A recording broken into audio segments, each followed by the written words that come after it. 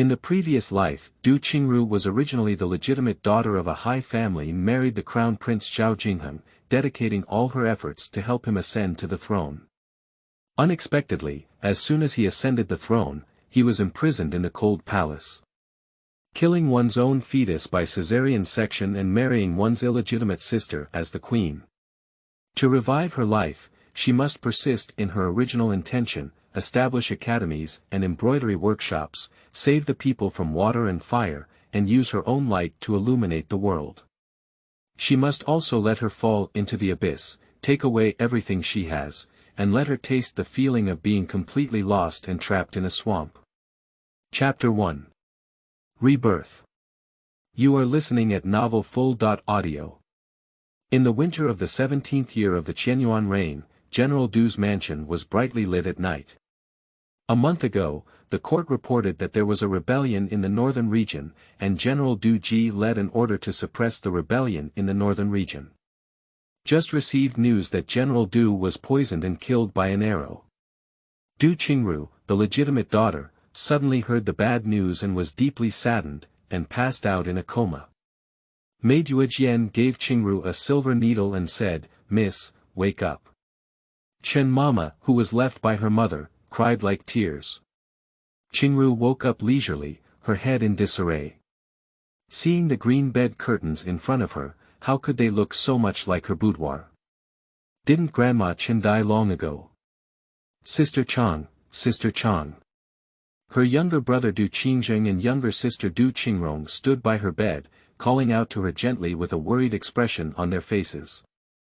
Qingru looked at her younger brother's young and plump face, with two small chirps on his head and wet eyes. It must have been crying just now.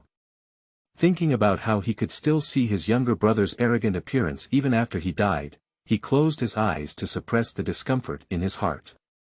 Then he opened his eyes again, and his younger brother still looked worried and aggrieved, shouting, "Sister Chang."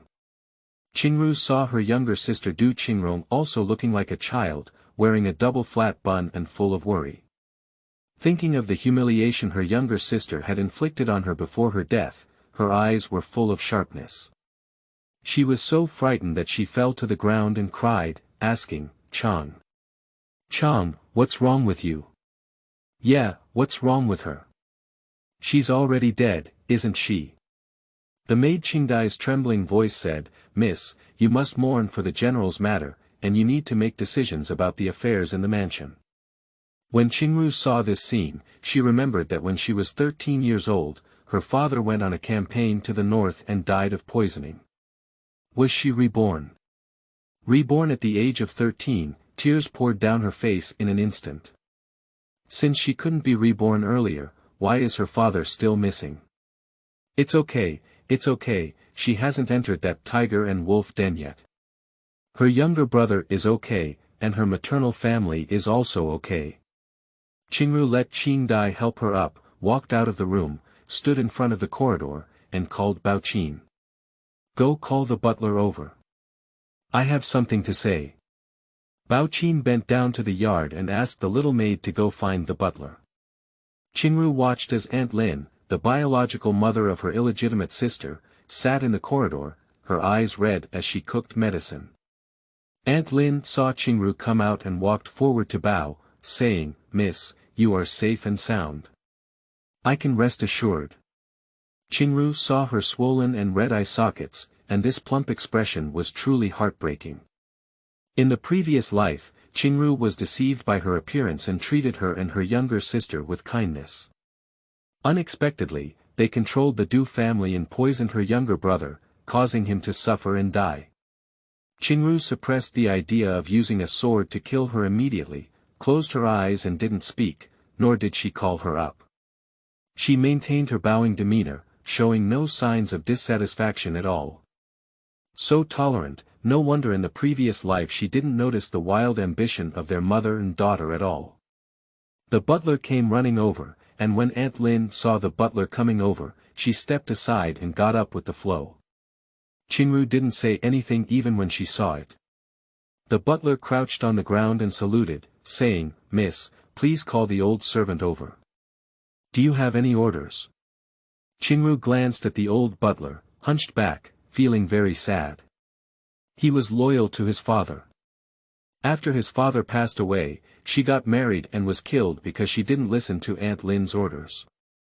He had contacted Qingru several times, but unfortunately, Qingru was deceived by Zhao Jingheng and missed out on everything.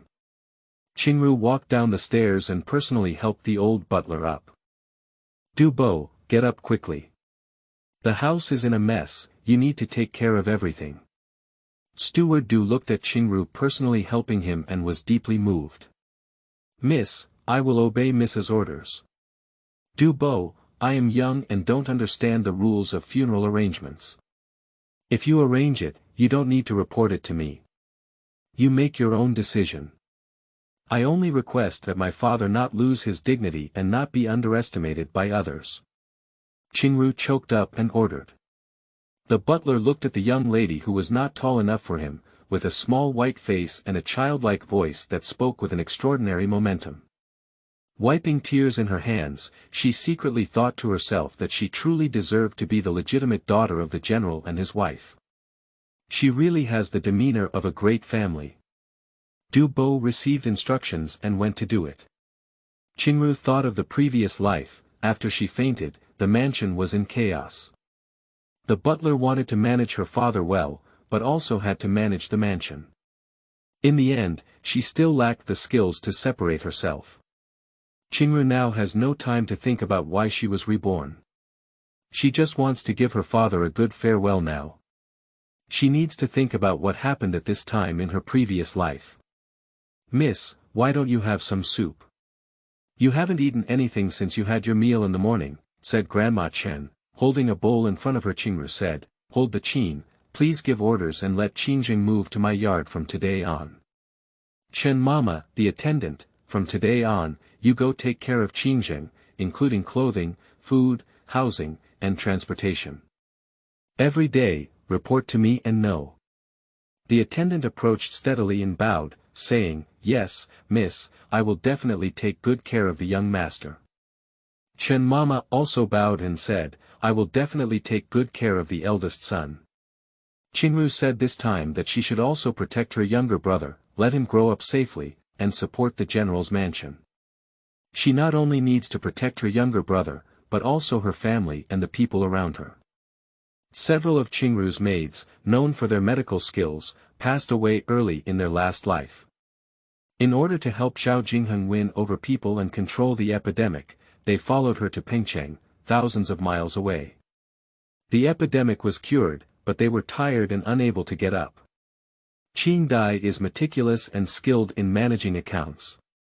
In her previous life, she married a soldier under her father's command and traveled far north. She is clever in playing the Qin. In her previous life, she discovered that Zhao Jingheng was different and was imprisoned by him.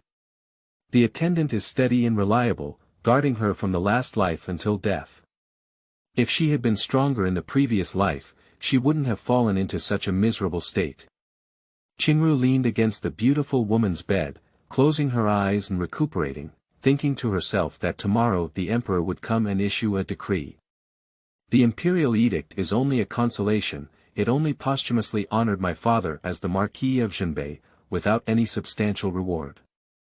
After handling her father's funeral, she went to the palace to express gratitude. The emperor asked her what her plans were, but 13-year-old Qingru had no idea how to answer. The noble consort spoke up and begged her adopted son Zhao Jingheng to marry her. Tell the emperor that Jingheng is the eldest son of the emperor, already 19 years old, and it's time to marry a concubine. Although the age difference is a few years, it happens to help her support the general's mansion. Qingru married Zhao Jingheng in a daze before she could even reach her hairpin, and entrusted him with full authority from the government. After Ji grew up, he traveled far to the north and used his identity as the legitimate daughter of a general to win over his father's former troops for his use. Begging my grandfather to spread his wise name among literati. Take the moon to Pengcheng, where the epidemic is prevalent, and personally take care of the disaster victims, earning him a good reputation among the people. Thinking of this, Qingru closed her eyes and adjusted her breathing. She devoted herself wholeheartedly to him, and in exchange for her ascension to the throne, she was brutally killed by him. Her child was already full term, and she was also brutally murdered by him by cesarean section. She framed her grandfather's family and colluded with the Northern Territory. She issued an order to capture or punish the 9 tribes, and no one in the entire mansion was spared. Her brother's death is also unclear. On the day of her death, Zhao Jingheng married his illegitimate sister as the empress. Put all her achievements on her younger sister. Let her become a beloved queen and enjoy everything that belongs to her. Qingru's eyes were bloodshot, and Qingdai stepped forward and said, "The Miss Ling Hall has been set up, you can go over now." Qingru suddenly opened her eyes, and when Qingdai saw Qingru's bloodthirsty gaze, she was so scared that she took a few steps back and bowed down.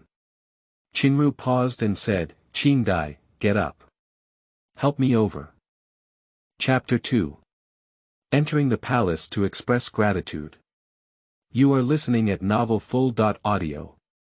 Qingru changed into a filial piety robe and went to the funeral hall with a qin and indigo. At this time, the entire general's mansion was already dressed in plain linen clothes, all of which were white to the eye. Steward Du ran over and said, "Miss, it's time to arrange a funeral. Our Du family has no relatives, only your maternal family. And there are also some good friends of the general in court."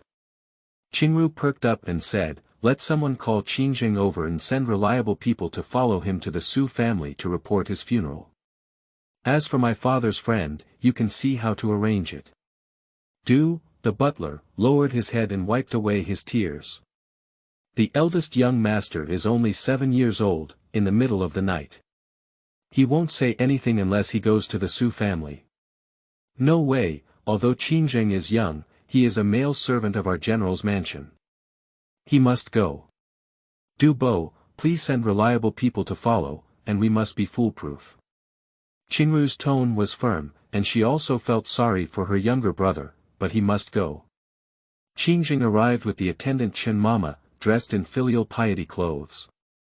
Qingru squatted down and said to Qingjing, "Qingjing, my father has passed away and I want to go to my grandfather's house to report his funeral. I have someone follow me. You must go this time." On Qingjing's soft face, with a hint of doubt, he said to Qingru, "I listen to Sister Chang." Qingru said to Chen Mama, "Mama, please follow me and pay my respects to my grandfather. Also, ask him to send someone to help with the funeral." Butler Du called his eldest son and 4 servants to follow Qingjing to his grandfather's house. Qingru's father, Du Ji, came from an orphan background and entered the military camp at a young age. He fought bravely in both the south and north, and made great achievements, sitting in the position of a general. Qingru's mother, Su Luoyu, was the legitimate eldest daughter of Crown Prince Su Li. She was knowledgeable, rational, elegant, dignified, yet not reserved. The two were married by the late emperor, and although the father was a military general, he was always obedient to his mother, which is a beautiful story. Mother Su Luoyu died during childbirth while giving birth to her younger brother Qingjing. So Qingjing grew up by Qingru's side.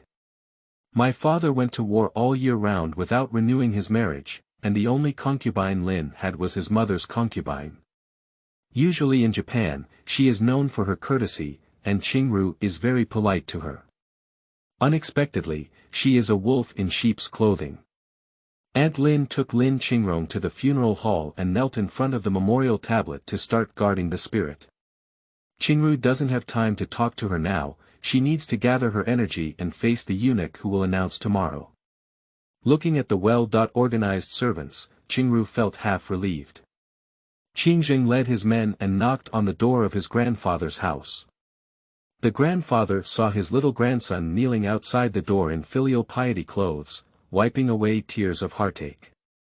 His daughter had passed away early, leaving behind a son and a daughter, and he had not taken much care of her either.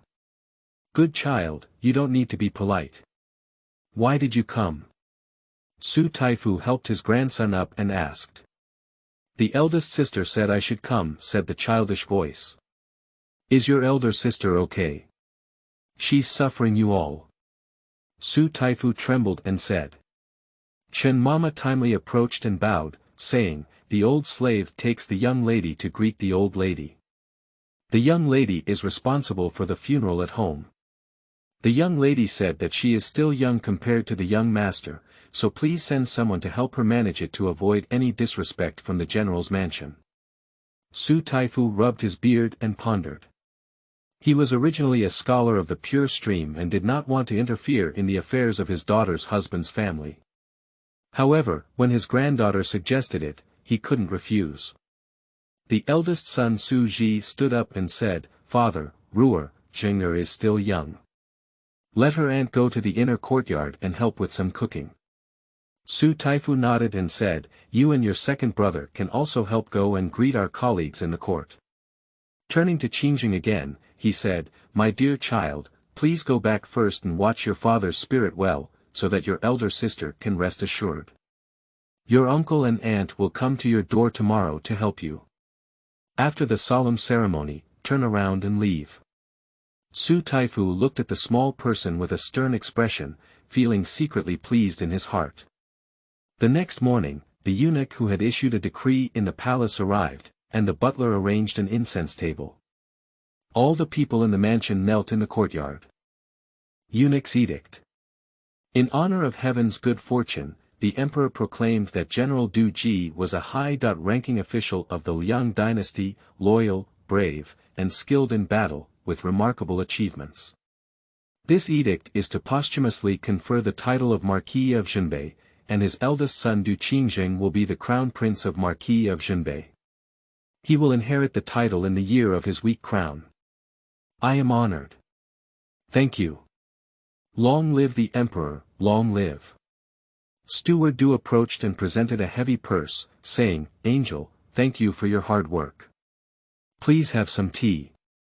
The eunuch ordered him to pinch it and say, it's easy to say. Qing Dai supported Qingru rang and bowed in front of her, saying, Qingru Xia, the daughter of the Du family, has made a trip. Qingru wants to enter the palace to express her gratitude to Lan Zhen. Please ask the angel to convey it on her behalf. As soon as the eunuch left, his uncle and aunt also arrived. Qingxiang's younger brother saluted, and his aunt Li and Gu stepped forward to help them both speak. My son, you have suffered so much. Uncle and butler Du went to the front yard to greet colleagues who came to offer condolences. Due to the presence of the Su family, almost all the adults in the court came to offer condolences. Compared to the previous life where all the butlers came to offer condolences, I don't know how much better it is. After entering the backyard with her aunt, Qingru turned around and took 2 steps back, crying and giving another big bow. Qingru and her younger brother are young and unable to take care of household affairs. I hope your 2 uncles will spare no effort to take care of Qingru. Qingru is extremely grateful. Auntie Li stepped forward and helped Qingru up, saying, my son, you are so and so, but it hurts me. Aunt Gu's eyes showed a hint of pity. Good child, the relatives of the court officials. Leave it to me and my sister. In law. Take care of yourself and take good care of integrity. Qingru felt at a loss in her past life and didn't know how to handle these things. This time she needs to be prepared, actively strive for more, and not sit idly by. The next morning, the eunuch came to the door and said, at the imperial decree of the empress, I announce that Du Qingru, the legitimate daughter of the Du family, will enter the palace to pay her respects. Qingru changed into a set of moon-white embroidered jackets and skirts, with a few plain white silk flowers on her head. She is in the period of filial piety and cannot wear mourning clothes into the palace to avoid colliding with the royal family. Qingru packed up and followed the eunuch into the inner palace to meet the empress. Along the way, the figure was clear and straight, with steady steps and no panic. Even the eunuch who entered the palace secretly admired her. The 13-year-old girl is really a lady from a wealthy family. Upon arriving at the empress's Weiyang palace, Qingru lowered her head and lowered her eyes as she walked forward to pay her respects.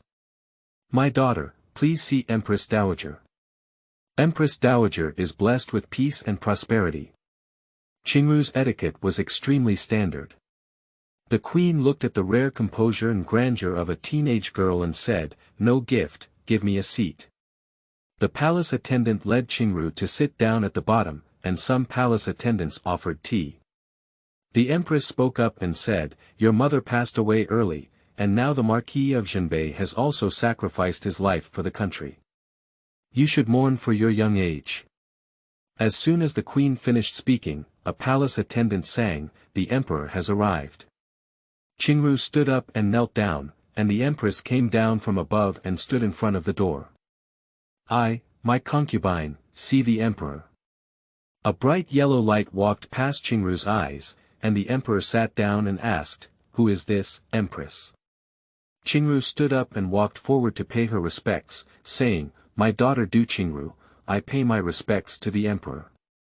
May the emperor have a healthy dragon body and blessings for thousands of years."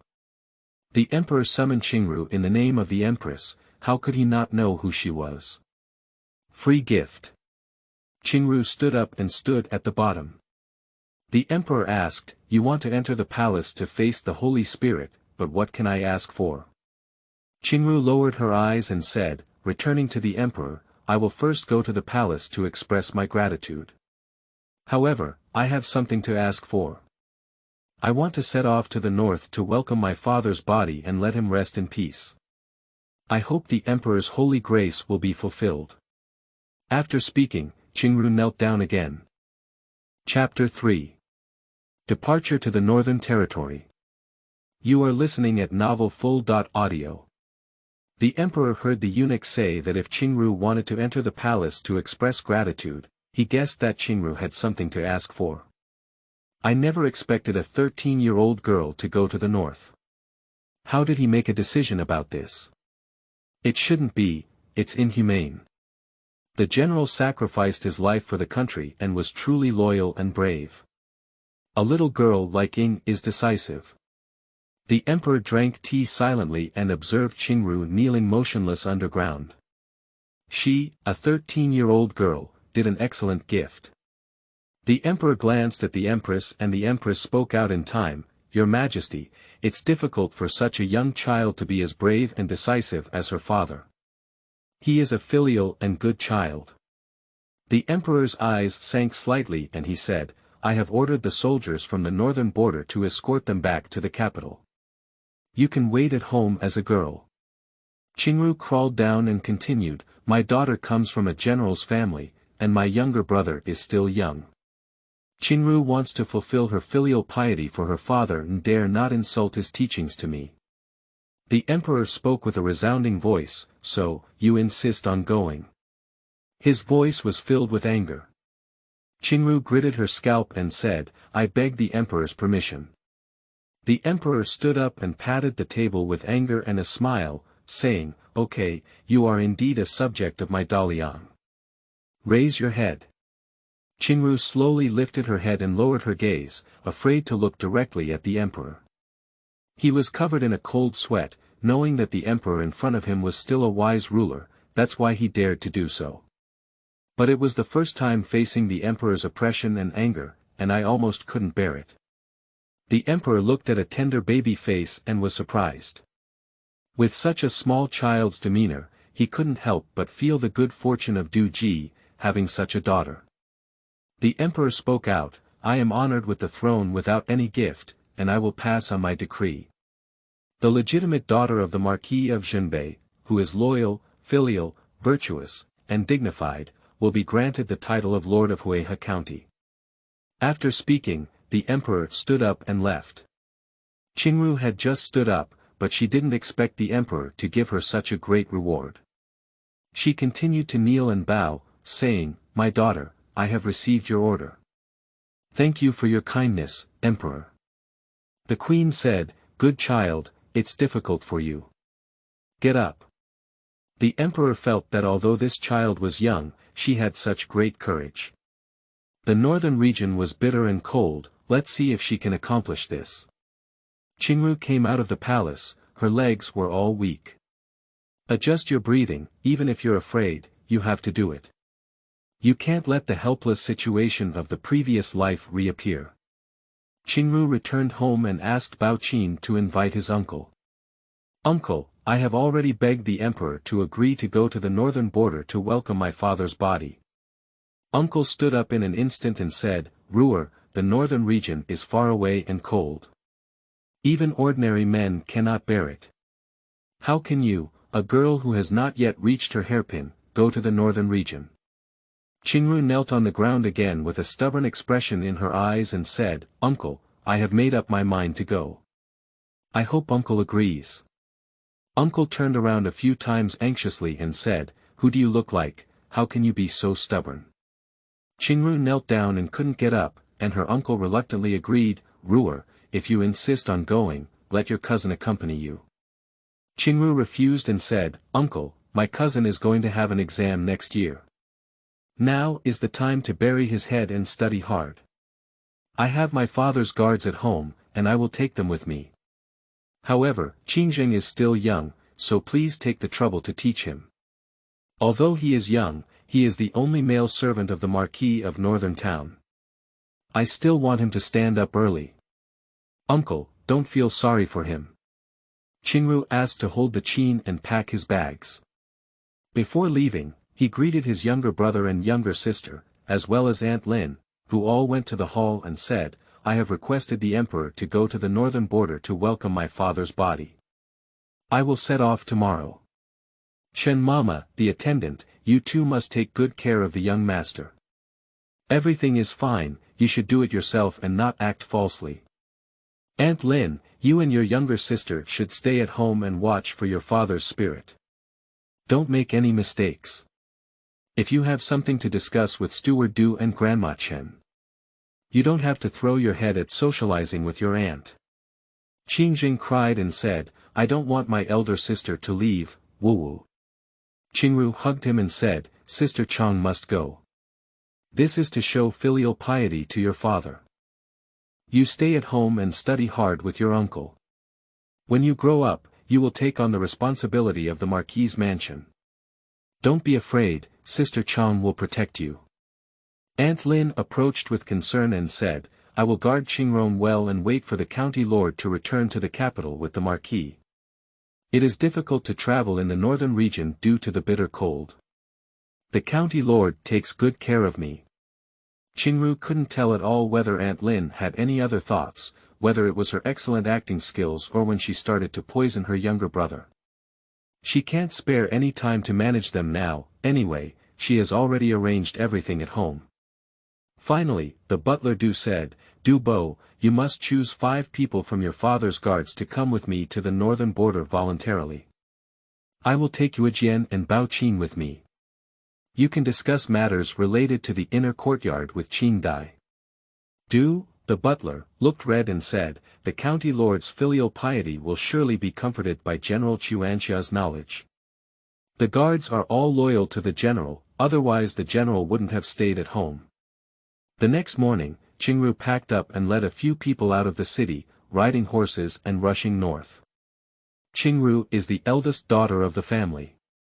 Her father often goes out to war and sometimes doesn't go home for a year or two.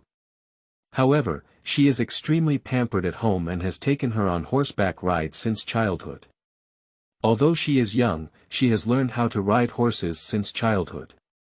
When my father was not at home, it was always a maid who accompanied her on horseback. This time, I went to greet my father and chose to ride a horse for a trip. As soon as we left the city, the news spread to the palace. I hereby report to the emperor that the lord of Huehe County, along with 2 maids and 5 guards, rode horses out of the city at an instant. The eunuch bowed his body and whispered to the emperor. The emperor was having dinner with his noble consort when he put down his chopsticks and said, those who ride horses out of the city are truly the tiger women of the general's gate, unlike the old guy Su Li.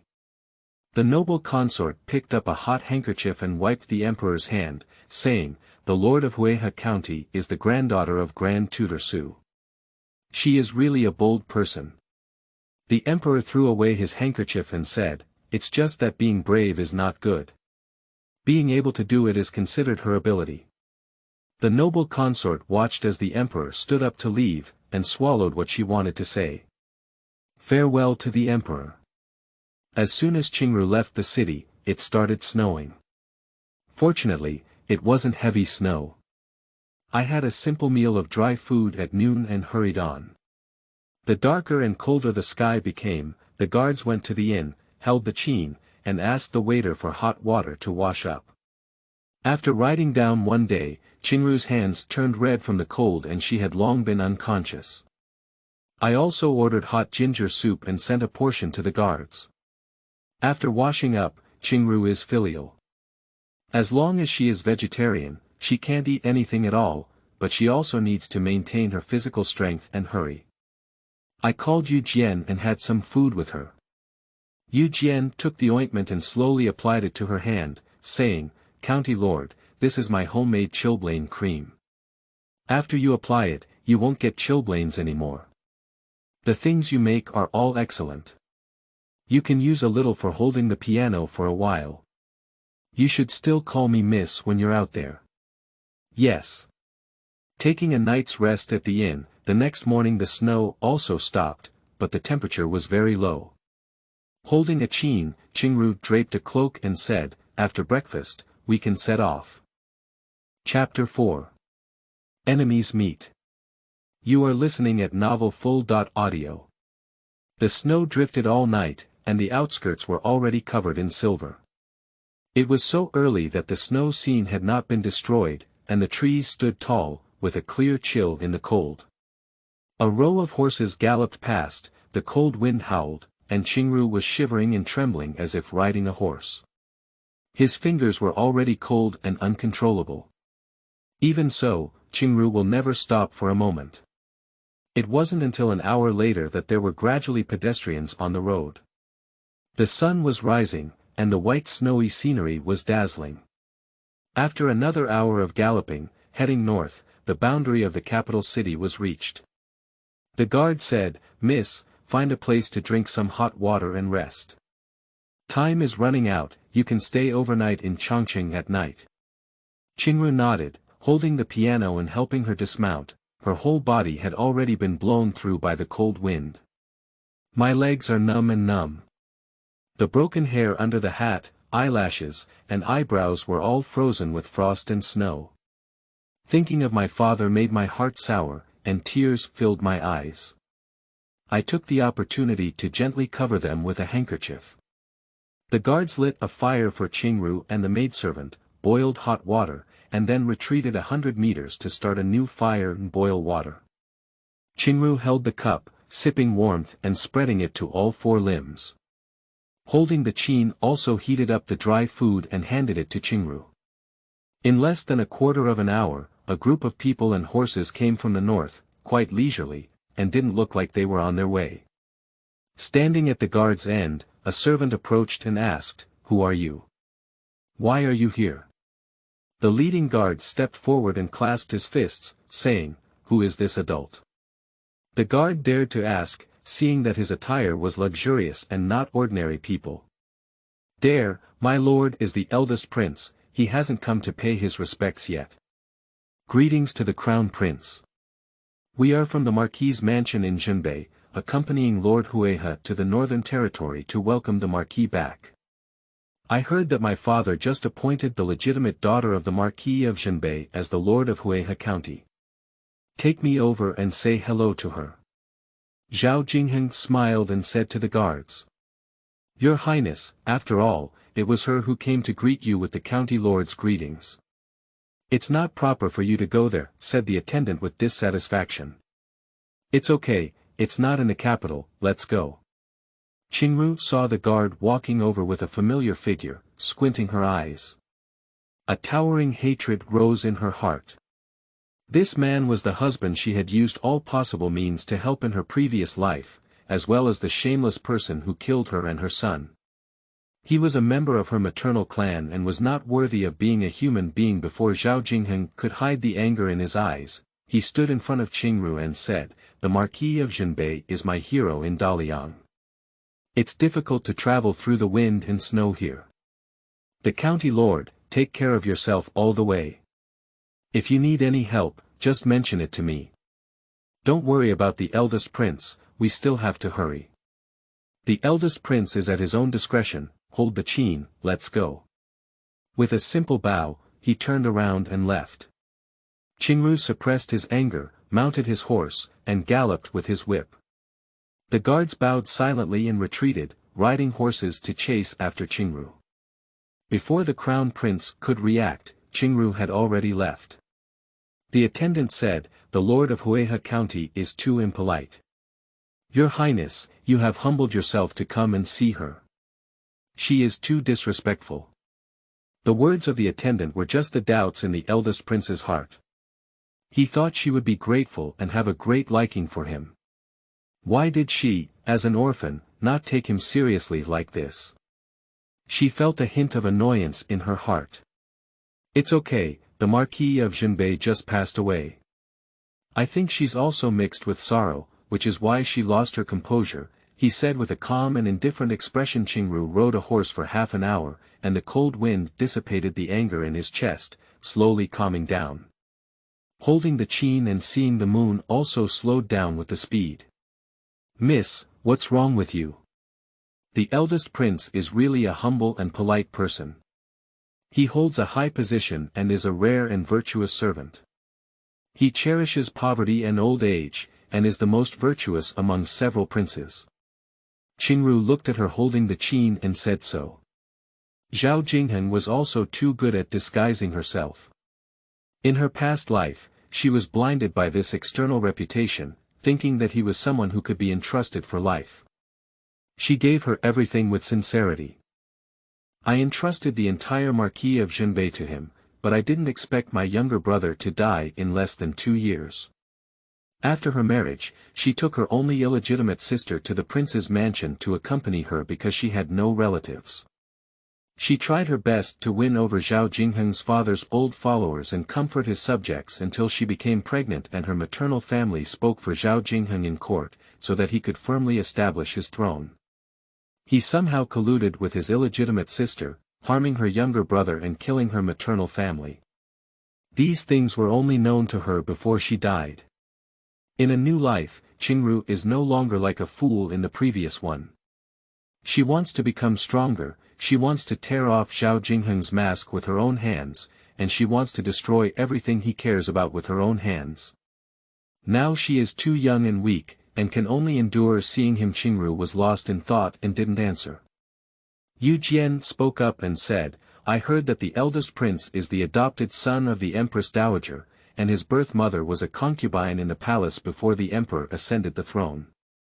If the eldest prince is born, there will be some means to be valued by the Empress Dowager." Qingru glanced at Yue Jian.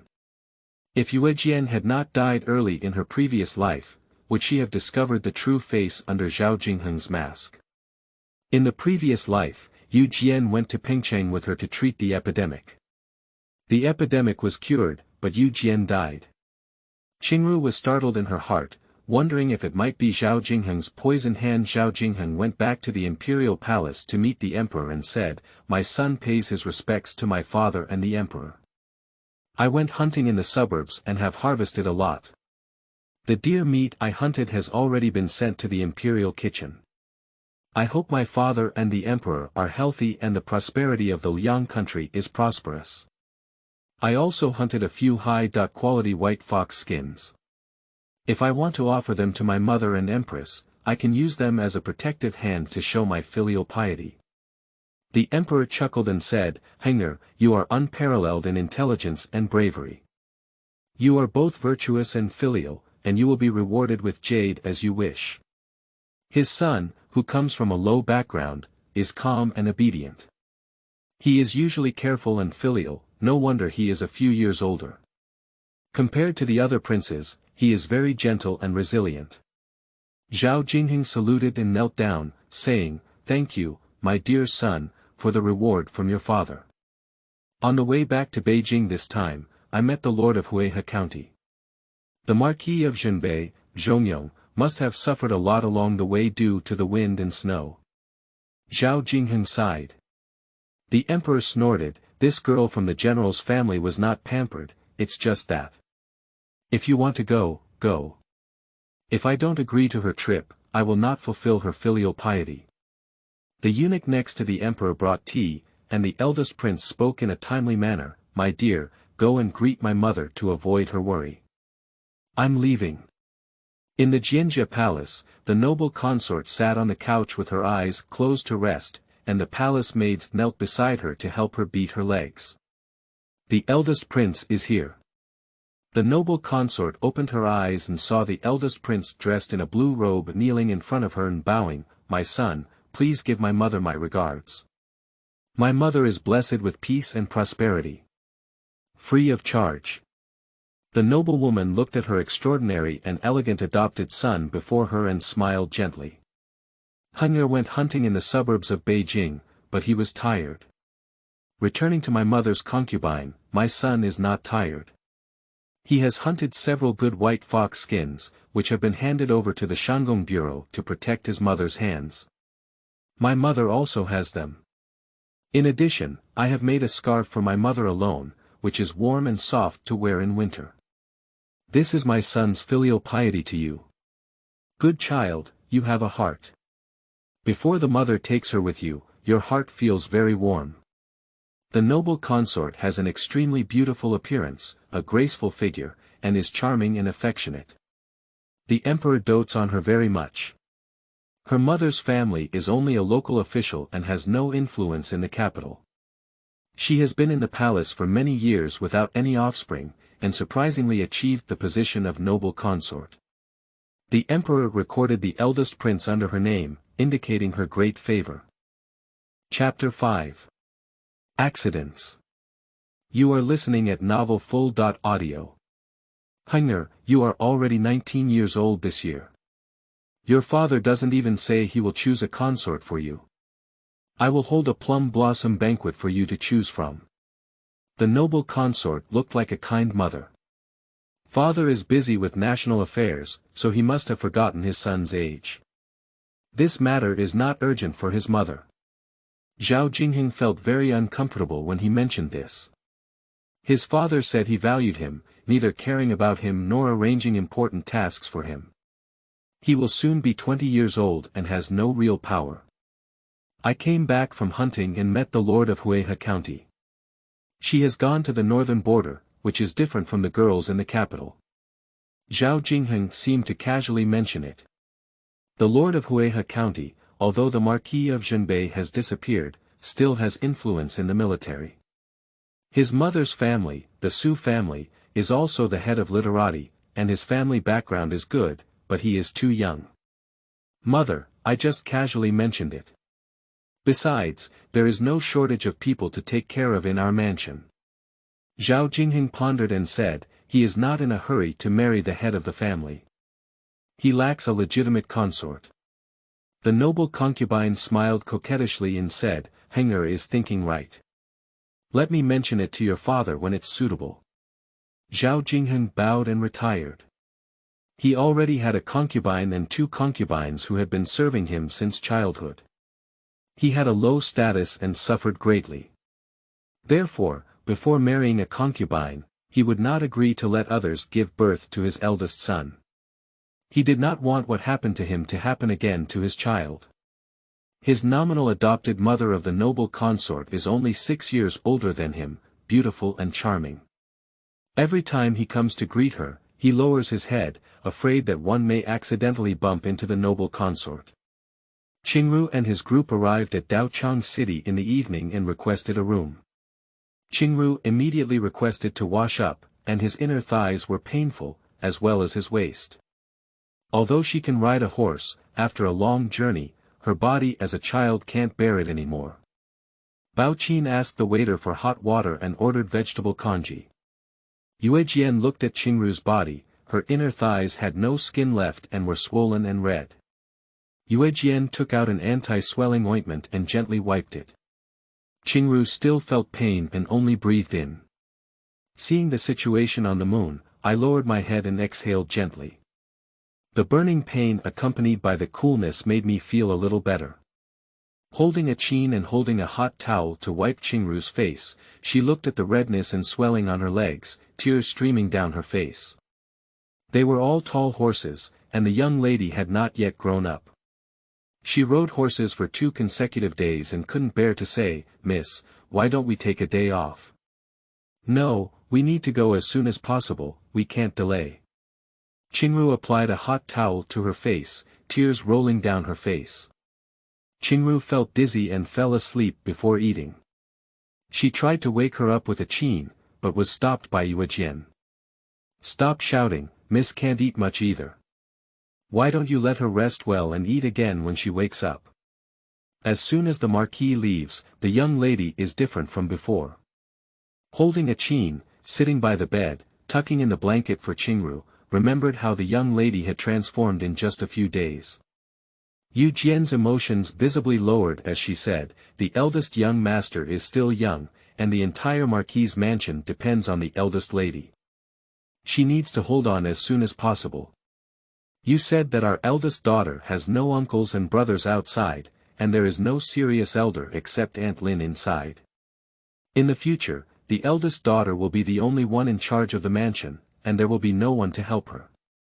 Holding the qin and holding the kanji, she slowly drank. Yu Jian let out a soft sigh. The young lady was really pitiful. She had lost her mother in her childhood, and now she has lost her father. She has no relatives or friends to help her, and there are still younger siblings who need to be taken care of. What should we do? There is no real benefit in having the name of a county lord, a marquis of Zhenbei, and nothing else. Qingru slept extremely restlessly this night, dreaming that she had returned to her previous life when the emperor asked her about her plans. She wanted to speak but couldn't make a sound. As the emperor was about to marry her, she gritted her tongue tightly and shouted loudly, "No, I don't want it." Embracing the qin, she quickly grabbed the lamp and softly shouted, "Miss, you have a nightmare. Wake up quickly." Qingru was sweating profusely. After being awakened by holding the qin, she glanced at the environment and breathed steadily, asking, holding the qin, "When is it?" "Just past Sure, it's still early, let's go to bed for a while." The uncontrollable scene in her dream startled Qingru, and she wanted to think about how to break this situation. "Don't sleep anymore. I went out with a qin and asked for hot water, as well as food. I waited on Qingru to wash up and have breakfast, saying, 'Miss, you're hungry. Eat more, you fell asleep last night without eating.' Qingru held her hand and said, 'You can use it with me. Thank you for running this trip with me.' Holding the qin, she said with red eyes, 'I am the lady's person. Wherever the lady goes, I will follow her. This is my lucky fate. Besides, Miss can go, why can't I go?' At a moment in the morning, the leading guard came to report, 'Miss, we're afraid we'll have to hurry today. The next stop will be to Shanyang County.' 'Thank you, everything will be arranged by guard he. I dare not take it for granted, Mississippi.' 'You're welcome.' The leading guard bowed and clasped their fists as they retreated. The weather on that day was still gloomy, and I'm afraid it might snow again. I still need to hurry and reach Shanyang County as soon as possible. The sky is not beautiful, and in the blink of an eye, heavy snow began to fall, dense and swirling, like goose feathers, with a howling wind. Everyone struggled to advance against the north wind. In the vast expanse of heaven and earth, there is only them and their companions. Qingru felt bitter in her heart. It was so cold before she even arrived in the northern region. How bitter it would be for her father to lead troops in battle in the northern region. Just after Shenshur, it was already dark and half an hour away from Shanyang County. My clothes were already beaten through by the snow, and I felt dizzy. I held the reins tightly in my hand, and my feet hooked on the pedals were already numb. Qingru gritted her teeth and persisted. It's difficult to walk in the dark night, finally arriving at Shanyang County at Yushur. Arriving at the inn, Qingru almost fell down. Yu Jian hugged Qingru and quickly arrived at the room, saying, "Prepare boiling hot water, a bathtub, boil more ginger soup, and bring it over quickly." "All right, guest, please wait a moment and it will be delivered right away." The waiter sang loudly. Qingru fainted, her face pale, and her body icy cold. She was scared to hold the qin, and she was also cold. However, she was several years older than Qingru and used to doing work, much better than Qingru. Yuejian immediately fed Qingru pills, and the hot water was good. Yuejian asked Qingru to take a hot bath, then rubbed her hands and feet, and tossed around for a long time. Qingru's face slowly regained its color. The red and swollen skin on the leg is slightly white. Holding the piano, tears welled up in my heart. Yu Jian drank ginger soup with Bao Qin and had already recovered. Yu Jian went to boil medicine. Qingru took a good bath and lay quietly in bed, her face unusually red. Holding the qin and touching his forehead, he said, "See you on the moon, see you on the moon. Miss has a fever, come on." The young lady is frightened and sorrowful, and after a long journey, the cold will enter her body, and she will definitely get a fever. The medicine I have prepared here will be ready soon. Yu Jian brought in the prepared medicine, holding the qin and feeding it bit by bit. Qingru, feeling feverish, frowned and refused the bitter medicine. The two of them worked together and finally fed all the medicine in. The fever gradually subsided after watching the moon watch for half a night. Yu Jian, I'm guarding Mississippi. You go rest first, and tomorrow you need to take medicine. Okay, I don't think Miss has anything to do tonight. Take the opportunity to rest for a while and don't tire yourself out, otherwise there will really be no one to take care of Mississippi. Yu Jian whispered to holding the qin. Chapter 6. First Encounter with Jiusi. You are listening at novelfull.audio. The fever subsided like waking up in the middle of the night, looking at Bao Qin lying by the bed, wanting to ask her to go back to bed and sleep. Hold the qin, hold the qin. Miss, when you wake up, I'll go call Yu Jian. Don't go, I'm fine, I just don't have the strength. Let's call her again tomorrow morning. You also go rest on the bed. Qingru's voice was weak. Really? Mississippi. Holding the piano, she felt her forehead uncertain, and indeed it didn't burn anymore. Seeing Qingru nodding and letting go, but unwilling to go to sleep, we must guard Qingru. Qingru couldn't help but close her eyes and rest assured, holding the piano as she watched the young lady fall asleep. Now, she went to the bed and fell into a deep sleep. After these days of rushing, holding the piano is also tiring. It is the ugly time, when people are most sleepy. Upon hearing the soft snoring, Qingru felt relieved and had just stood up thinking of pouring a cup of tea. The window was opened and she fell into a man in a nightwear, standing tall on the ground. She must be a man. Qingru was so frightened that she was about to scream. Seeing the person covered in blood, she extended her index finger to her mouth and made a gesture of silence. Qingru covered her mouth with both hands and boldly walked up to ask, "Who are you and why are you here?" The man in black's lips were dry and colorless, and he opened his mouth without saying anything. Qingru picked up a teacup from the table, squatted down, and directly placed it on the man's mouth. "Drink some water first." The man looked at the young girl in front of him, looking at her figure and attire. She should not have reached her hairpin yet. He politely lowered his head to drink water, eagerly swallowed it, and looked at the teapot. Qingru poured another cup and fed it to him. After finishing this drink, the man in black closed his eyes and adjusted his breathing. Qingru asked him, "Where did you get hurt, but do you need help?" The man in black was just looking at why such a young girl appeared in this inn in the border city. He is the owner of the Qin Pavilion, taking people to settle a long-standing feud in the northern realm. His opponent is very difficult to deal with, and he used his body as bait to attract the opponent to pursue him alone. The result is that although he was seriously injured, his opponent has already been killed by him. The only downside is that he got separated from his subordinates, and by chance, he ran into this girl's room. Qingru saw how badly he was injured, and if he didn't treat it, he might lose his life. Never mind, saving someone's life is better than building a level 7 pagoda. The heavens treat him well and ask her to be reborn again. She still needs to accumulate more virtue. Qingru saw that the man in black was silent, so she spoke up and said, "You're injured. My maid knows medicine, and I'll go find her to treat your injury. Don't move here." The man in black looked at the girl with clear eyes and said to find someone to treat his injury. The little girl was too kind and asked him several questions, but he didn't answer a single one. He wanted to treat his injury. He has a sword in his heart. If he hadn't met this girl, he would have died without a doubt.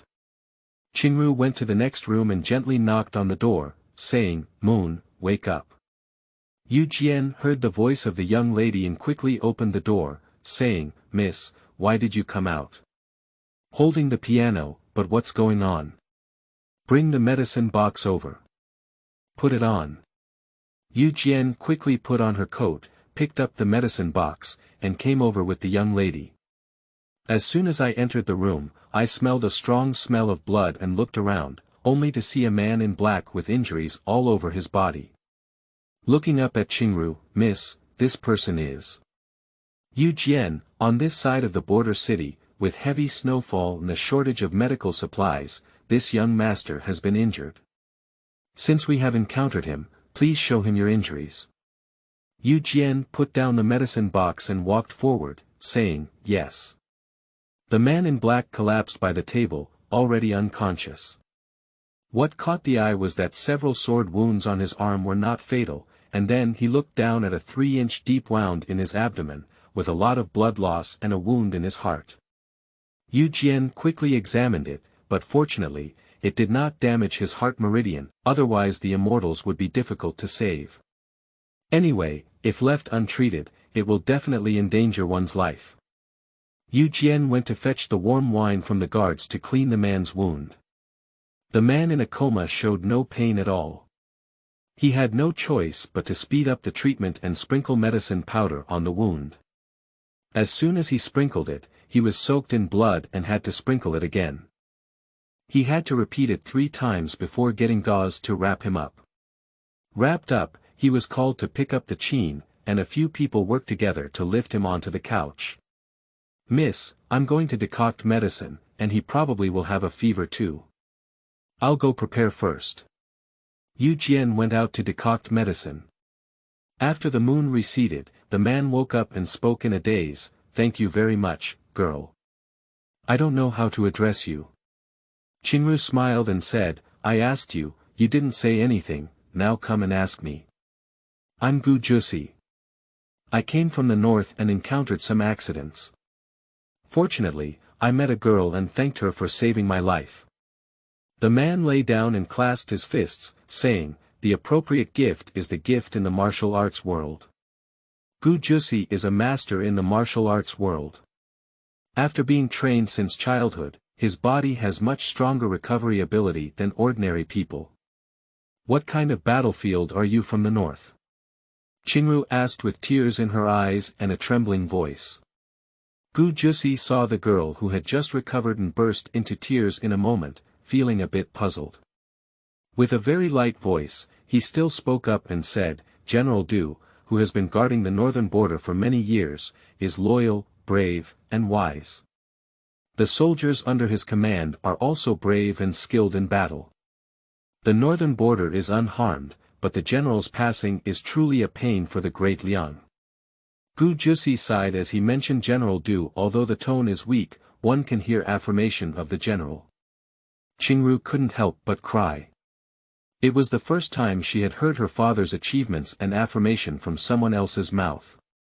Her father is not an unknown person, he is a hero of Daliang. "I don't know why the girl is going to the northern realm. This is not a good time to travel at this time." Jiusi knew that the end of this road was in the northern realm, so he began to explore. "I'll go meet my father back," Qingru choked up and said. Jiusi raised an eyebrow. Qingru said again, "I am Du Qingru." Jiusi coughed excitedly and said, "Are you General Du's daughter?" Although it was a question, Jiusi had already confirmed it. Gu Jiusi coughed too hard, and the momentary dizziness made him want to fall asleep. No wonder this girl was not afraid of him and even treated him for his injuries. It turned out to be General Du's daughter, and the daughter of the wealthy lady in the capital was able to travel far away in the cold just to welcome back her father's body. This is truly admirable. Miss, you still need to rest well. If you can't recover well, you'll even have a fever, said Yuejian as she pushed the door and felt Qingru's pulse holding the qin. He handed the medicine bowl to Gu Jiusi. He drank it all in one breath and said to Qingru, Miss, can I rest here? Qingru listened to his words of praise for his father, who had a particularly good impression of him, and agreed. Upon hearing Qingru's affirmation, Gu Jiusi lay on the bed, holding a qin and bringing him a blanket, unsure whether he had fallen asleep or fainted. He is already exhausted and has persevered until now. Qingru returned to bed and lay down, beckoning Bao Qin to lie down together. Bao Qin refused. There's no servant sleeping with Mississippi. Hurry up and take care of yourself. I need you to take care of me tomorrow. If you fall, who will take care of me? Under Qingru's insistence, she lay beside Qingru holding a qin, taking advantage of her time to sleep for a while. Qingru is getting closer and closer to her father. Chapter 7. Travel blocked. You are listening at novelfull.audio. At the second quarter of the hour, the strong wind howled, and the goose feathers and heavy snow poured down again.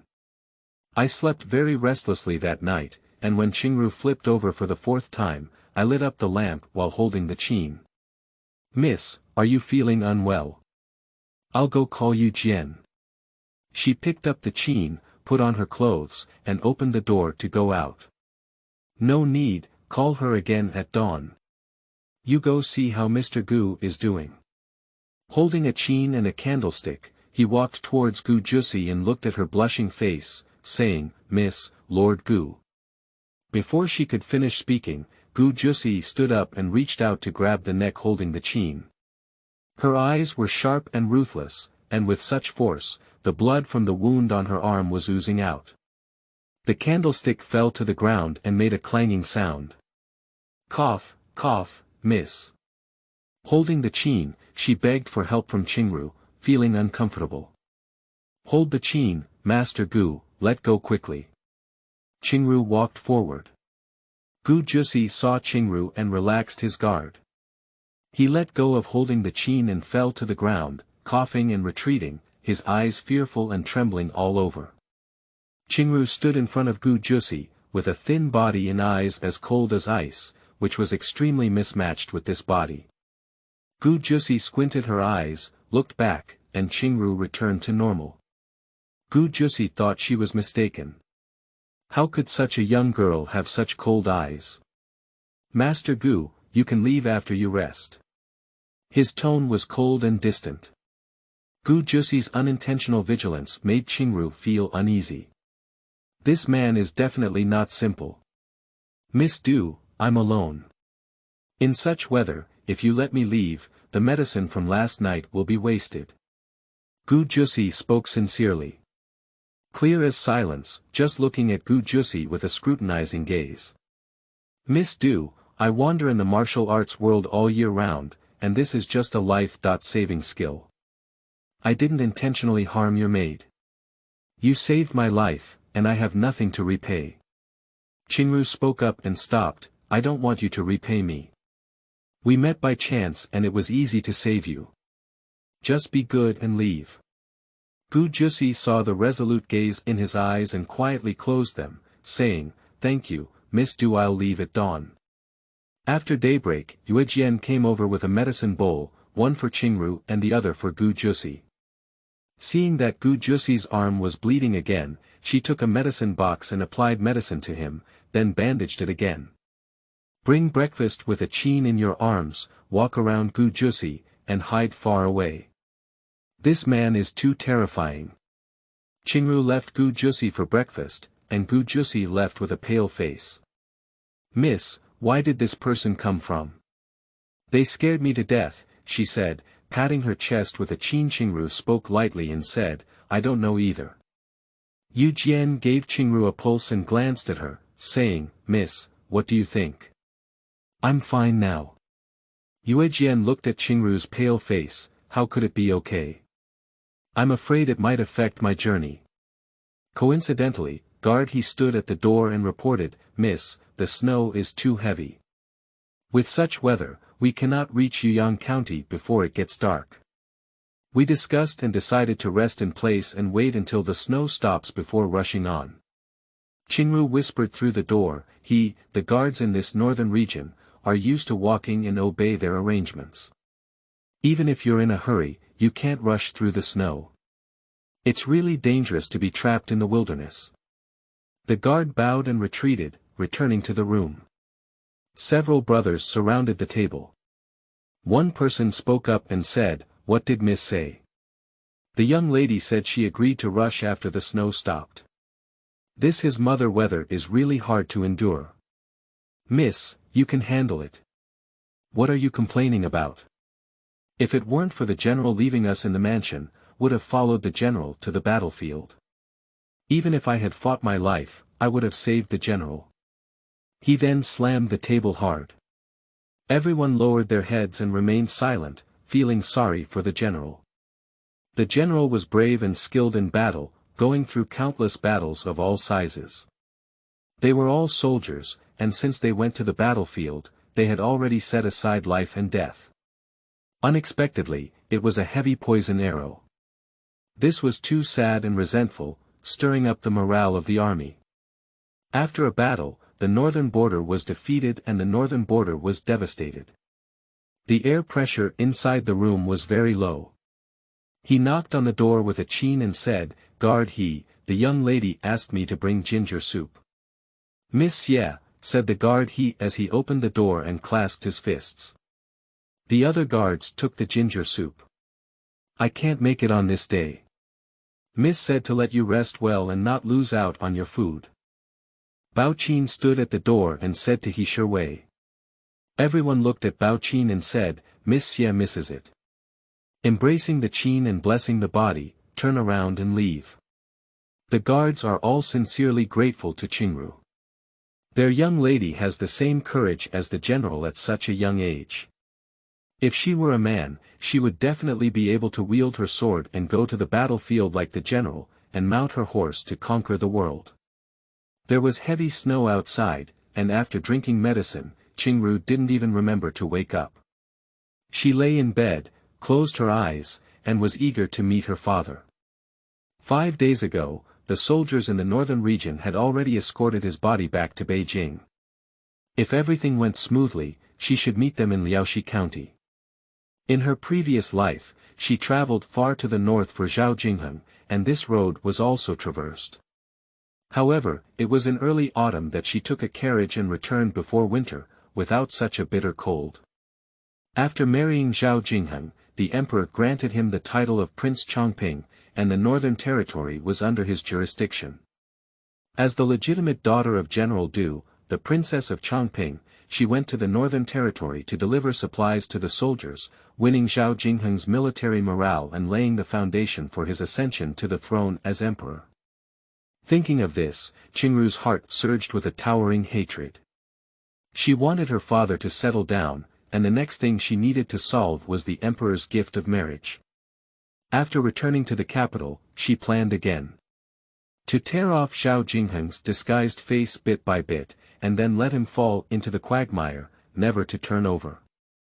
In the previous life, Zhao Jingheng's biggest opponent was the third prince born to the empress, Zhao Jingyuan. Zhao Jingyuan was the crown prince, who was originally the most promising prince to ascend to the throne. For some reason, he was framed and imprisoned by Zhao Jingheng, and ultimately ended in depression. The empress also passed away soon after. Zhao Jingyuan is highly valued by the court officials. He has a broad mind, knows how to use people well, harbors great love, and is benevolent, righteous, and filial. My mother's family is also the loyal and brave Marquis' mansion, which can be said to be the proud son of heaven. Many details of Qingru's affairs are unknown, only remembering that it seemed to be related to the noble consort at that time, which angered the emperor and led to the abolition of the crown prince's position and confinement in Nanyuan. In a new life, she needs to carefully consider and avoid tragedy from happening again. Qingru was lost in thought, with a fierce aura all around her. Holding the qin and touching his forehead, he said, "I don't know if the eldest young master and the second young lady are good." When Qingru heard Bao Qin speak, she withdrew her thoughts and regained her momentum, saying, "There are uncles, aunts, and Uncle Du at home. There won't be any trouble." Qingrong. Qingru spoke softly, unsure of how to ask further. Miss Eyre is usually delicate and pitiful, with little courage. It's really thanks to Miss De who looks after her every day. If Miss Eyre doesn't, she often eats the nagging of the small hooves of agate. Bao Qin said angrily. Is it the master? How could the girl still surpass her, or could she not stand up on her own? After Qingru finished speaking, she thought of how well this commoner sister disguised herself. When did she collude with Zhao Jingheng?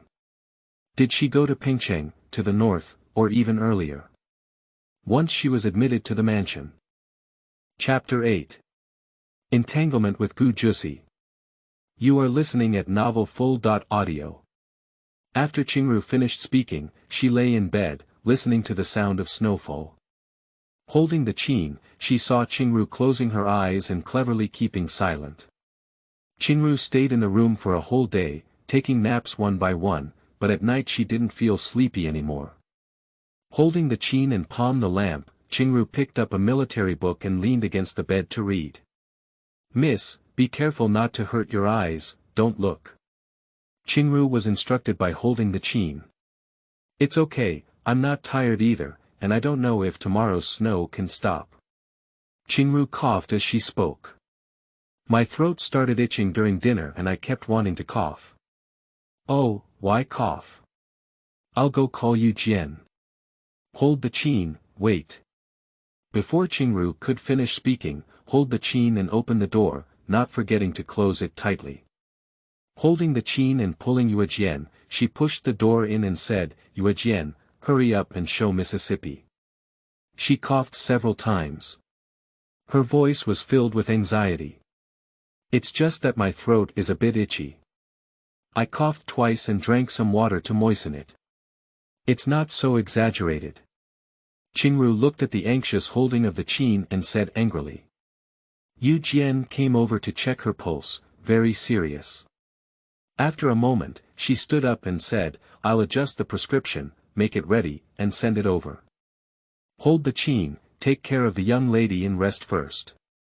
Holding the qin, Yue Jian stood by her side and casually took down the book from Qingru's hand. She playfully said, Yue Jian said she wants to rest well, so I won't read it for now. Qingru looked at this playful girl holding the qin, her eyebrows and eyes painted like a painting. She was a 16-year-old girl with a round face and a bright and joyful mood. She was the most cheerful and scheming maid around her.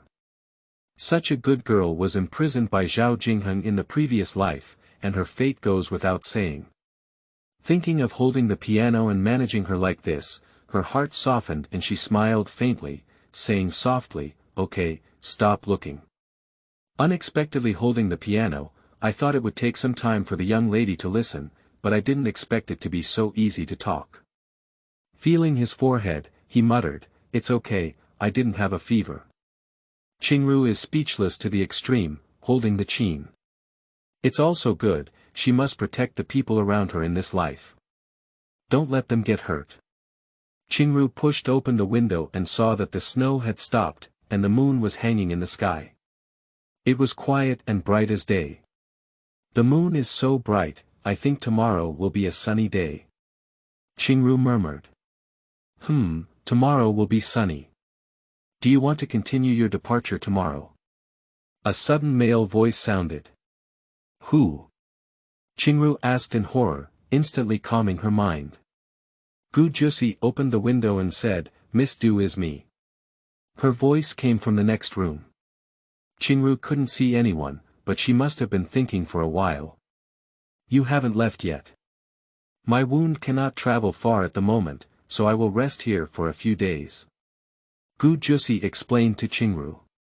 He doesn't want to leave, and he doesn't know what he's waiting for. Miss, why are you opening the window to blow the cold air?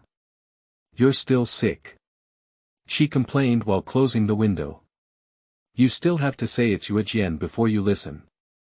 The tone of holding the piano was full of complaints. Bao Qin just went to ask for hot water, washed Qingru's hands and face, and applied the ointment given by Yuejian meticulously. Miss is so beautiful, just as handsome as Madam. Unfortunately, her hands still have chilblains. What a pity. What a pity, just the warmth of spring and the blooming of flowers. Qingru said indifferently. As for her beauty, it's hard to say. She's only 13 years old and still looks like a baby. However, her mother is really beautiful. It's not an exaggeration to say she's the most beautiful woman in the capital.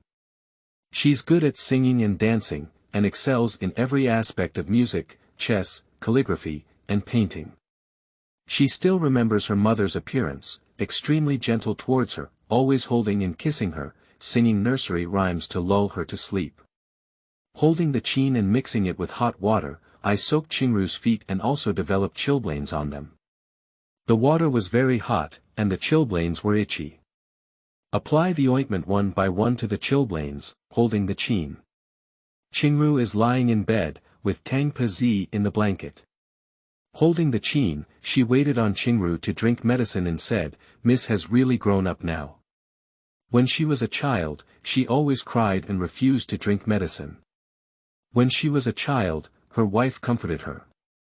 Later, the general also comforted her for half a day and even had to eat preserves. When I was a child, I cried because I knew someone was comforting me, but now I don't cry because the person who comforted me is no longer there. Qingru said very plainly. After listening to the music, my nose was sore and tears streamed down my face. I'm not crying yet, why are you crying? Your eyes are too shallow. Qingru joked and hugged the qin. Holding the piano and turning off the light, he lay on the couch and fell asleep. Qingru couldn't sleep, slept during the day, didn't feel tired at night, and even warmed her feet, it itched fiercely. She resisted the urge to grab it. How quiet the night is. Suddenly, Qingru heard a clicking sound, thinking it was the sound of snow breaking branches. Then, a few ting-ting sounds followed, and Qingru keenly determined that someone was there, someone was sneaking in late at night. I just don't know if their goal is to rob or kill. Qingru gently puts on her shoes and wakes up, calling out to hold the piano. The master and servant hid behind the screen, and someone gently pried the window. A black figure took advantage of the situation and walked into the bed, stabbing with a sword. Holding the piano, they were frightened and exclaimed, "Black-clothed man," upon hearing the sound, turn around and stab with his sword. Bang dang. The door was kicked open, and another white man stepped forward, blocking in front of Qingru. He grabbed his sword and swung it towards the man in black, wielding it with lightning speed. He struck the man in black with a sword and sealed his throat. "Miss Du, are you okay?" said Gu Jiusi. "It's okay, the next door is my maid, please help me, young Master Gu." Qingru's tone was very firm, her eyes flickering at night, looking at Gu Jiusi. After a fight, the guards were already alarmed, and they started fighting against the man in black. Gu Jiusi joined the battle in the past.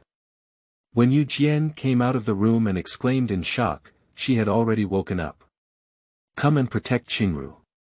Holding the qin and lighting the lamp, Qingru saw 3 people in black, each with extraordinary skills. The space in the corridor is very narrow, as clear as 5 guards who cannot use their moves and can only trap one person. One of them was seriously injured by Gu Jiusi and collapsed at the entrance of Qingru. Gu Jiusi went to deal with another person. After a few moves, the black-clothed man gradually lost his strength. When Gu Jiusi wanted to end the battle, the black-clothed man collapsed at the entrance of Qingru and stabbed Gu Jiusi's heart with his sword. "Gu Jiusi, be careful."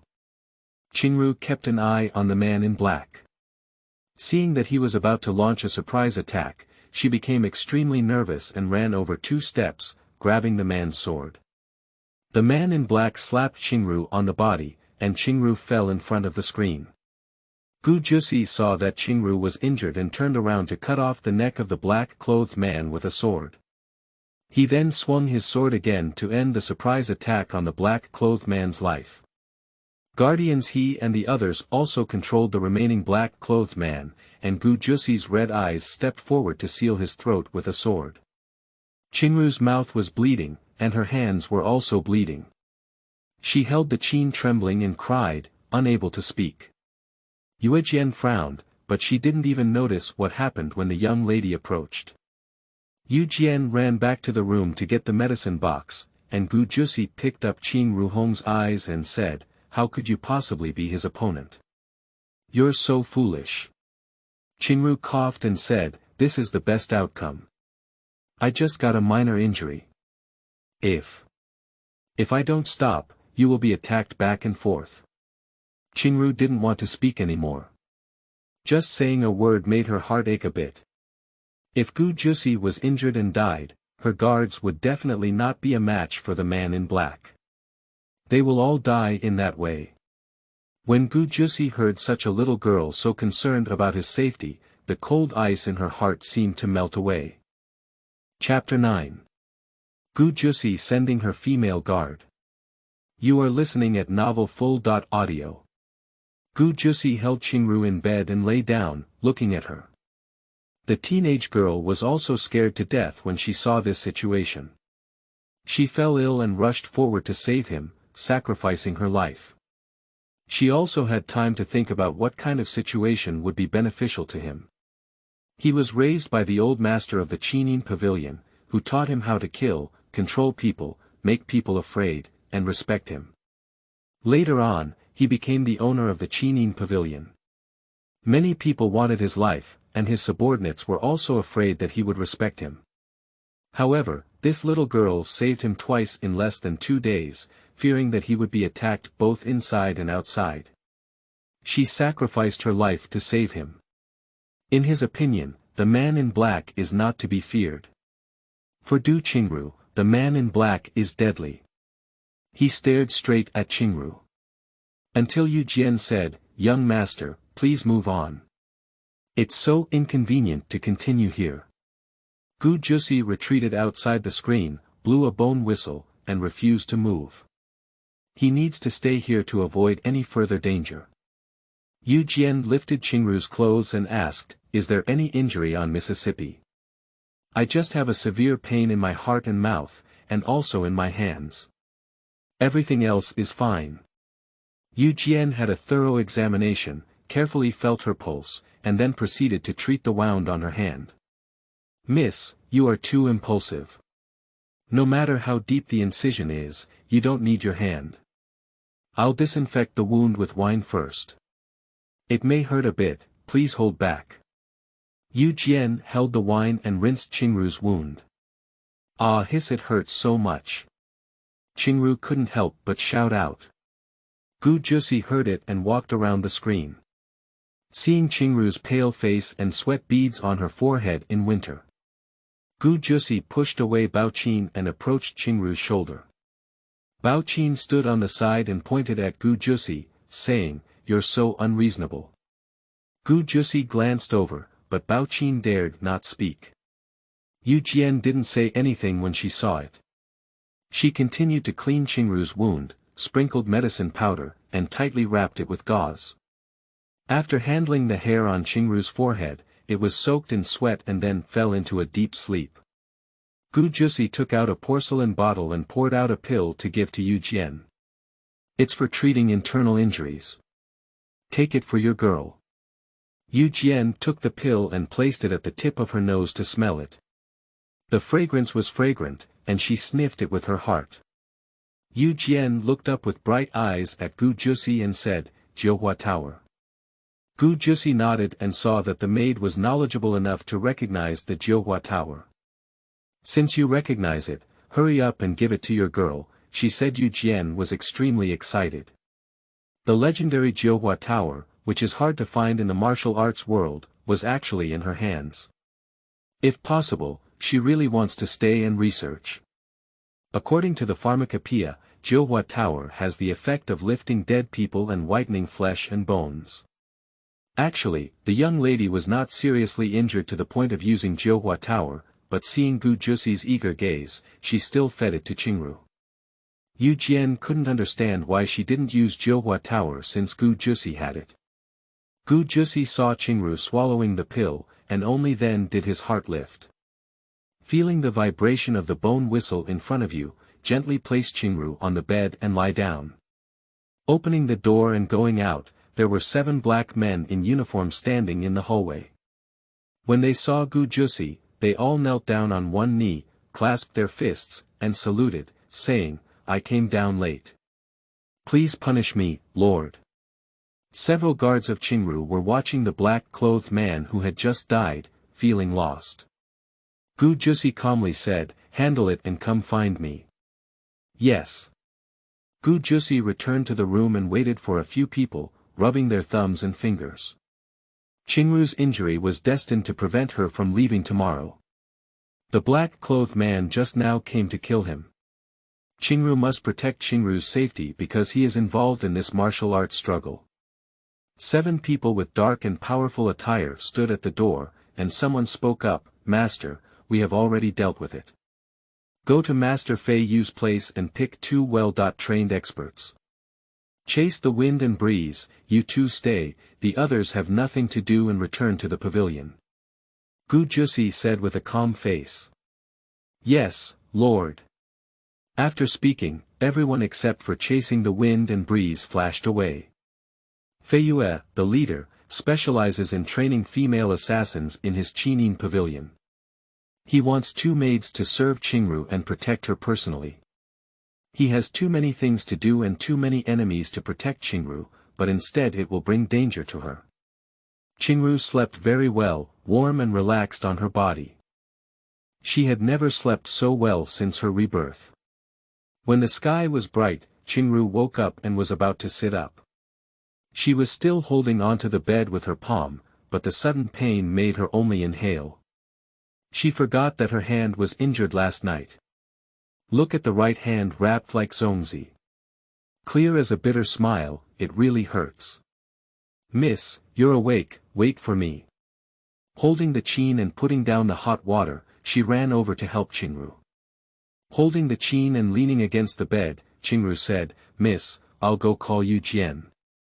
Qingru looked at the busy figure holding the qin and said, "Don't worry, go do it one by one."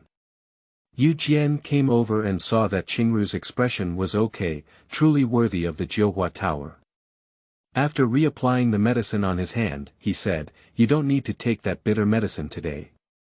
Qingru saw the moon and said, "Since it's not a big deal, it's probably not convenient for me to pull the reins with my hand." Yu Jian said angrily, "I won't leave today." "You're not going to die, how can I live up to the Lord Ho's orders?" Qingru looked at Yu Jian and quickly said, "Okay, if you don't leave, you won't leave. Tell me about my father." "When I was 9 years old, in the winter, my master and I went to Liaodong County to pick herbs. It was also a heavy snowfall like this. We waited at Hanyu Peak for the ripe fruits of the wheat. This kind of wheat only blooms once in its life and bears only one fruit. This process takes several years. Shifu said that this wheat flower is rare and can't be found. It gathers the essence of heaven and earth, and the aura of all things. It can bring people back from the dead and keep their beauty. We waited early at Hanyu Peak. On the day when my duo matured, someone came to compete with us. My master asked me to pick my duo and run away. I ran for a long time and tripped over a stone. I rolled down from Hanyu Peak and encountered the Marquis who saved me. Since then, I have never seen my master again. Later, when the Marquis returned to Beijing, he asked me to follow the young lady. Until now. At that time, I was still young and had lost many memories. I don't know why, I should have studied medicine with my master when I was very young. But I don't even remember." Yu Jian finished speaking, feeling a bit down. Qingru said, "Are you thinking of your master?" It's okay. You can leave whenever you meet your master in the future. I don't know, I can't even remember what my master looks like.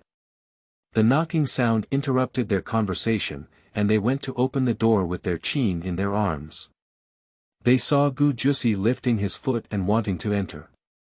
Taking a step forward and blocking the door, she said, "You can enter my young lady's room as soon as you say.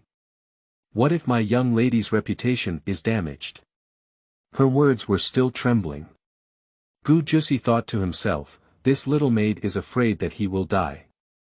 She can still protect Qingru like this, which is quite loyal. Jiusi requests to see Miss Du, please do so. Jiusi clasped her fists and bowed. Please come in, Master Gu, and pour tea. Qingru spoke.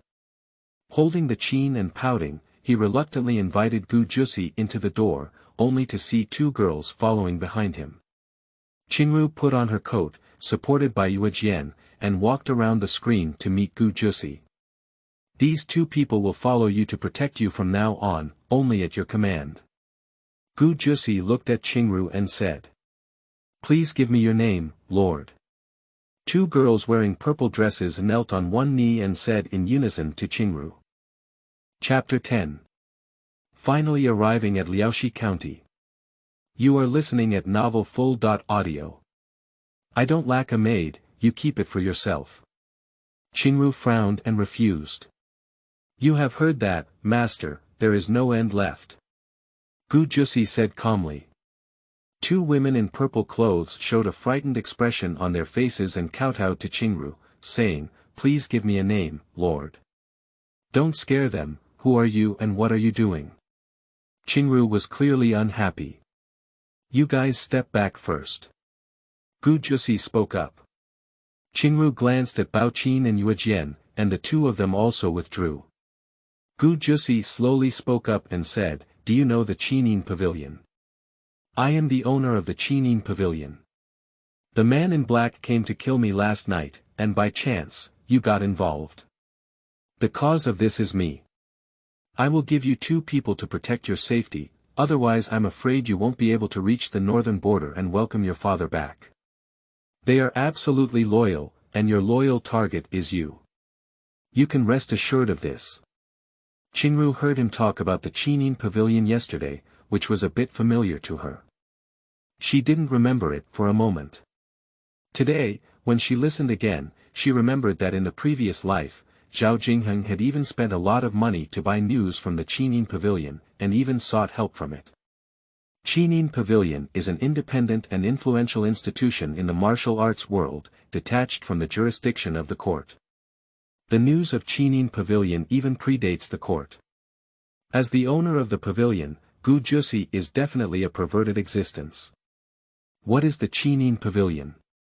Qingru spoke up and asked. Even if she knew, she couldn't let Jiusi see it. After all, she was only 13 years old in this life. How could she possibly know the existence of the Qinin Pavilion? The Qinin Pavilion is a business of buying and selling news, helping people do some business that ordinary people cannot do, so we have many enemies. Jiusi said directly. Qingru saw that he didn't hide anything and said, You give me the person, do you still have it? Jiusi smiled and said, My Qinin Pavilion is full of experts. If you're willing, I'll agree to whatever you want. No, I'll keep these two. I won't be polite to you anymore. Qingru received Jiusi's honest answer before accepting them with confidence. She will have too many places to use people in the future, which is exactly what she needs. Jiusi took off the trigger from his thumb and placed it in Qingru's hand to continue speaking. This trigger is the token of the Lord of the Qinin Pavilion. With this token, you can command all the leaders of the Qinin Pavilion to use it for you. Upon hearing what he said, Qingru quickly tried to withdraw the trigger and give it to him, but was tightly held by Jiusi, saying, Don't refuse me. I have twice saved my life. As a child of the martial arts world, any kindness will be rewarded. If you don't want it, I will have to guard you day by day. Qingru touched the carved pattern on the trigger finger, and instead of Jiusi guarding her day and day, it was better to accept the trigger finger and find a chance to pay it back in the future. Hold the chain, bring 2 girls in. Qingru said to the door. Holding the chain and pushing the door, the 2 girls in purple knelt down on one knee to Qingru as soon as they entered, asking for the master's name. Mu Shui, Mu Yan, you stay. Mu Shui, Mu Yan, thank you, Lord. The 2 of them each took their own names, their faces flushed with joy. If Qingru doesn't accept them, they will be sent back to the Qingyin Pavilion and trained on a hellish difficulty level. In the future, call me Miss from outside and call me County Lord when you return to Beijing. Qingru saw that Mu Shui was a little taller, with fair skin and softer facial features, not as tall as Mu Shui. It's Mississippi. Gu Jiusi finished these tasks and walked away, holding the chain curiously asking, are you very skilled in martial arts, Mu Shui and Mu Yan? Not bad. I can't compare to the Lord of the Pavilion. The Lord of the Pavilion is training at the level of hell. It is said that since the establishment of the Qingyin Pavilion, less than 7 people have survived the training at the level of hell. That's why their faces changed a lot when they heard Qingru not accepting them. Holding the piano, she opened her mouth in surprise and couldn't make a sound. What metaphor is this? Qingru put away the trigger in her hand and turned back to lie down on the bed. Mu Shui and Mu Yan saw that the master had given the trigger to the master, so they thought they highly valued the master. You don't need to be close to me on weekdays, I'll arrange for you to return to Beijing later. Qingru said to Mu Shui and Mu Yan. Yes, Mississippi. The 2 of them didn't ask anything either. Step aside.